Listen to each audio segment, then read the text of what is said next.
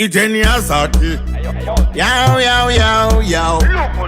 No bad ideas, monster. Think what you do. Mr. D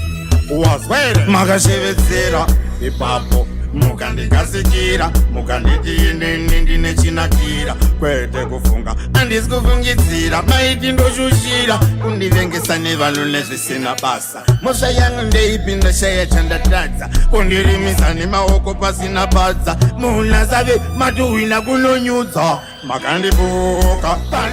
nezvinhu zvisina basa nevanhu mandivengesa neakandidara ndakutomakisa ndaiti ndadalisa makandibuka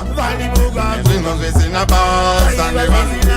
mandivengesa nevakandidara ndakutomakisa ndaiti ndadalisa ndamakuwesa kaonekwa nimbonje kubvera kwezuva ndakurima magunji pavanouya konditi ndine shanje uchaziva zvinhu zvako zvamanje manje ndingava ndirini pamwe ini ndazvikasikira inini ndini ndo zvazvakanakira semukadzi waloti manifurati asi mari anouya anondidzivirira vasi vangu avo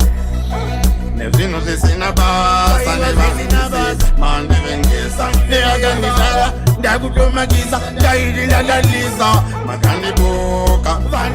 nezvinhu zvisina basa nevanhu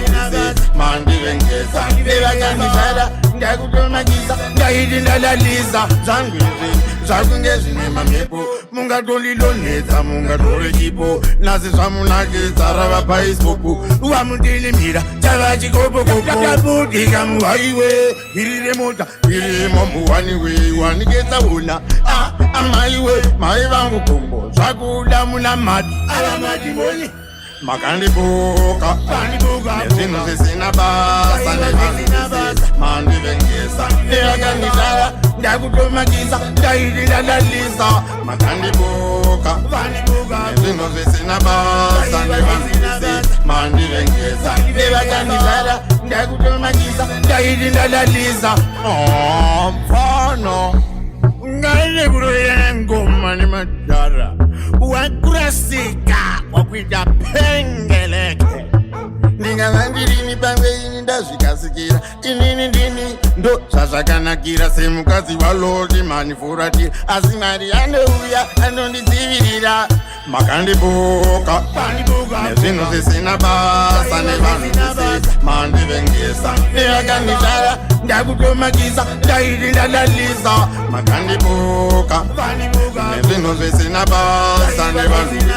mandivengesa nevakandidara ndakutomakisa ndaiti ndadalisa